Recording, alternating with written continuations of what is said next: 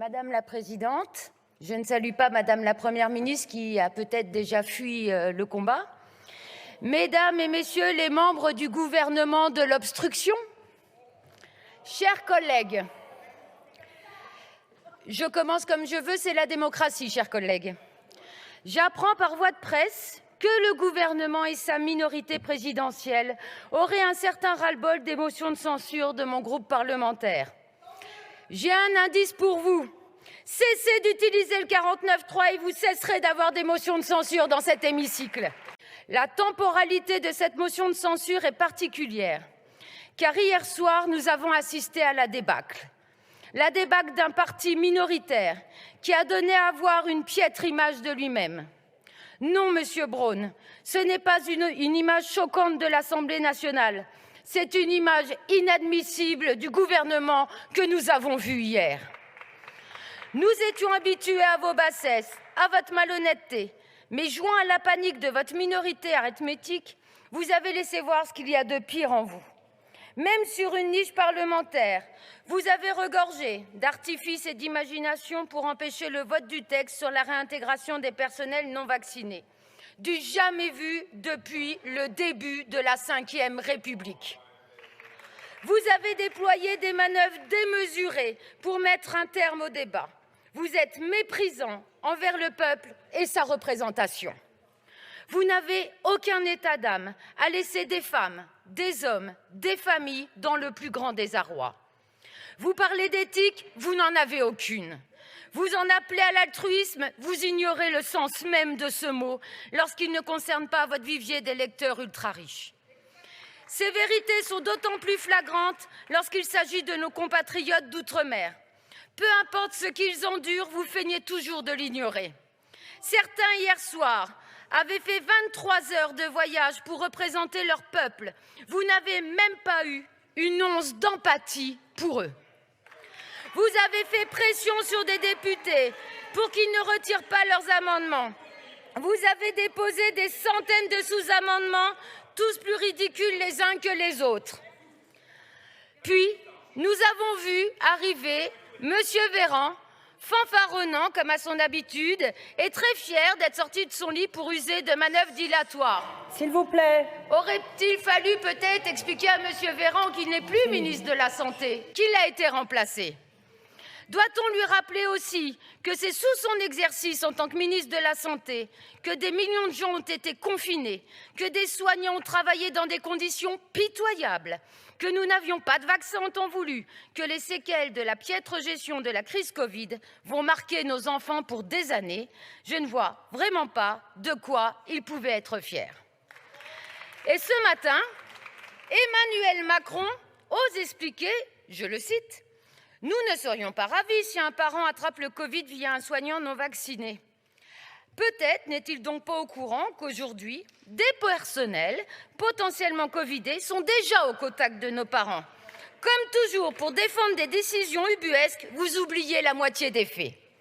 Ou alors, vous vous retranchez derrière le conseil scientifique, une haute autorité, le Conseil national d'éthique ou toute autre instance, pourvu que vous puissiez dire que la décision ne vient pas de vous.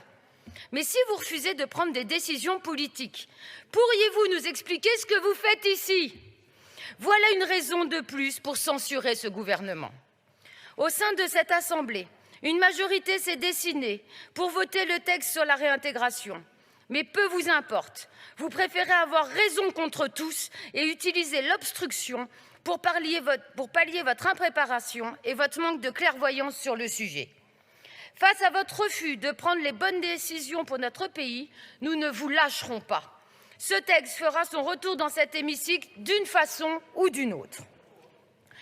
Passé la colère de ne pas pouvoir faire voter ce texte pour réintégrer des personnels dans nos services publics qui ont tant besoin face à votre casse généralisée, je le dis ce soir avec beaucoup plus de sérénité. La réalité, c'est que nous avons assisté au spectacle pathétique d'un parti présidentiel mis en déroute. Les Françaises et les Français vous ont vu et cette motion de censure a soudainement pris une autre tournure. Face au franchissement de lignes rouges, nous n'écouterons plus vos élucubrations sur le changement de méthode ou les potentiels compromis. Vos actes sont bien loin de vos paroles. En quelque sorte, tant mieux. Cela continue de nous confirmer votre perdition. Vous utilisez des procédés bâillons pour nous empêcher de délibérer et ne pas dire la vérité aux Françaises et aux Français. Madame la Première ministre, que je salue qui vient d'arriver, vous avez accusé notre présidente Mathilde Panot de mentir lorsqu'elle a alerté sur une potentielle réforme des retraites dans le PLFSS en précisant que l'amendement retraite n'était plus dans le texte. Mensonge. Il est en effet dans la partie sur laquelle nous allons peut-être, je dis bien peut-être, débattre tout à l'heure. Or, une fois le 49.3 passé, chacun sait ici que vous décidez seul de la version finale du projet de loi. Notre alerte est donc amplement justifiée et au regard du spectacle auquel nous assistons, nous n'avons absolument aucune raison de vous faire confiance. Nous vous parlons de décès sur des brancards, morts au travail, fonctionnaires en souffrance, maltraitance de nos aînés, mais rien ne vous fait dévier de votre route. Vous cherchez à dissimuler votre casse de la sécurité sociale et de notre système de santé par quelques mesures d'apparence. Mais vos faux semblants ne trompent plus personne.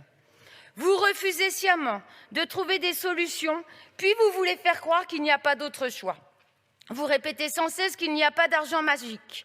Mais pourtant, pour une petite, très petite minorité vivant dans l'opulence, la magie opère chaque jour.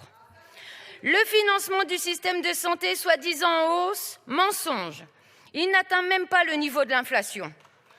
En clair, les hôpitaux vont devoir faire des économies et nous entrevoyons le pire lorsque nous regardons les prévisions, puisque ce PLFSS devrait être le plus généreux du quinquennat. La vérité, c'est que vous ne prévoyez rien de véritablement salutaire et indispensable pour nos concitoyens. Rien pour résoudre durablement la crise des urgences et de l'hôpital. Rien pour lutter efficacement contre la pauvreté. Rien pour construire un service public de la petite enfance. Rien pour mettre un terme aux dérives des EHPAD à but lucratif et pour un véritable service public de la dépendance. En attendant, la France est devenue un désert médical géant. Nos concitoyens sont privés de services d'urgence. Beaucoup n'ont pas de médecin traitant et renoncent à se faire soigner. C'est faux, ça? Non. Le Covid a mis en lumière le tri des patients qui existent en réalité depuis longtemps et nous assistons désemparés, même au tri des plus petits atteints de bronchiolite. Une honte. Vous vivez dans un monde qui n'est pas le nôtre et qui n'est pas celui de millions de gens. Vous n'êtes que les pantins d'un système bien plus grand que vous, mais pour garder le pouvoir, qu'importe. Vous êtes prêts à tout. Vous créez insidieusement le chaos pour maintenir les gens dans la peur. C'est une méthode bien rodée. Mais malheureusement pour vous, nous sommes plus déterminés que jamais à changer les choses. L'affolement que vous avez montré hier face à un texte transpartisan qui ne venait pas de vous nous prouve une chose. Votre effondrement est en marche. Peut-être pas ce soir, peut-être pas grâce à cette motion, mais chaque avancée compte. Les gens n'ont plus confiance en vous, cette assemblée de moins en moins. Pour dire stop à l'hypocrisie, pour dire stop aux caricatures, pour dire stop à vos mensonges, pour dire stop au 49.3 et pour dire stop à l'obstruction gouvernementale, je suis très fière d'avoir défendu cette motion de censure ce soir. Je vous remercie. Je prends la parole à ce pupitre à l'issue d'une nouvelle semaine particulière pour la vie parlementaire. Une semaine de contradictions entre souvent des débats constructifs et des majorités larges, et parfois, reconnaissons-le, des échanges d'invectives et des jeux de posture. Il y a 5 mois, en élisant cette Assemblée, les Français ont désigné une majorité et des oppositions. Ils nous ont aussi, et nous en sommes tous convenus, demandé de travailler ensemble et de construire des compromis. À l'issue de cette semaine, et alors que nous débattons à nouveau d'une motion de censure, déposée quasiment dans les mêmes termes par les mêmes députés issus des mêmes bancs de cet hémicycle, je m'interroge. Et j'inclus dans ma réflexion la majorité, les oppositions et le gouvernement. Que voulons-nous retenir de cette période ? Cette semaine l'a montré, à partir de désaccords légitimes, nous pouvons basculer dans des jeux de rôle, voire des pugilats. Mais je suis convaincue que nous avons encore l'occasion, et je dirais même, chacun avec nos convictions, la volonté, de répondre à l'attente des Français et de faire de cette Assemblée l'épicentre du compromis. Mesdames et messieurs les députés, je ne me résous pas à la litanie des 49.3 suivis des motions de censure.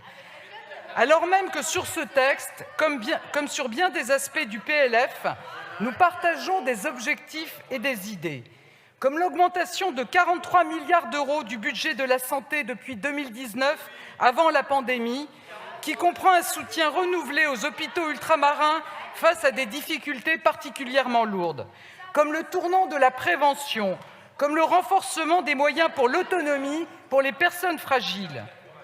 Je ne m'habitue pas aux accusations de passage en force qui minorent le travail parlementaire et les avancées portées sur tous les bancs de cet hémicycle. Le texte sur lequel j'ai engagé la responsabilité de mon gouvernement n'est pas un copier-coller du projet de loi initial. Il a été amélioré grâce aux travaux de l'Assemblée nationale. Je pense au cumul emploi-retraite pour les médecins ou encore aux exonérations de charges pour les emplois agricoles. Il a été enrichi aussi grâce à vos collègues sénateurs. Et je pense notamment sur cette troisième partie à une mesure pour inciter les employeurs à proposer des rachats de RTT à leurs salariés. Mesdames et messieurs les députés, je ne m'habitue pas non plus et je ne m'habituerai jamais aux attaques ad hominem, aux procès d'intention, aux contre-vérités et aux excès. Depuis près de 30 ans, jamais l'Assemblée nationale n'avait connu une telle configuration. Alors oui, des habitudes sont ancrées, plutôt que de trouver des convergences. Et il est tellement facile, Madame la députée Fiat, Est-ce que vous pouvez laisser s'exprimer Madame la Première ministre, s'il vous plaît? Bien oui. Chacun son tour. Il est tellement facile, Madame la députée Fiat, après les manœuvres dilatoires de votre groupe, pour examiner subrepticement un texte important en renonçant à 3 propositions de loi que vous aviez pourtant présentées comme majeures, d'accuser la majorité d'obstruction. Madame la députée Fiat, Monsieur le député Neuder, Madame la députée Taillé-Polian, Madame la députée Bourouard, Madame la députée Bassir, vous n'appréciez pas que la majorité maîtrise aussi bien que vous le règlement intérieur de votre Assemblée. Car oui, sur le fond, nous ne partagions pas la proposition du groupe insoumis.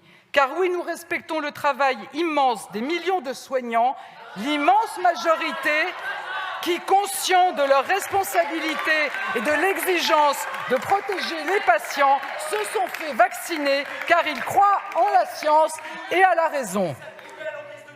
Et je dois vous dire une chose, j'ai entendu hier sur certains bancs des propos glaçants sur la vaccination, sur ce progrès offert par la science. Discréditer la science ou la chicaner, ce n'est pas exalter les facultés mystiques de l'âme, c'est les appauvrir, au contraire, et les égarer. Disait Jaurès. Appauvrir et égarer, mesdames et messieurs les députés, je crois précisément que c'est l'inverse du débat démocratique. Voici le résultat du scrutin. Majorité requise pour l'adoption de la motion de censure sur la majorité absolue des membres composant l'Assemblée 289, pour l'adoption 85. La majorité requise n'étant pas atteinte, la motion de censure n'est pas adoptée. En conséquence, la troisième partie du projet de loi de financement de la sécurité sociale pour 2023 est considérée comme adoptée en nouvelle lecture.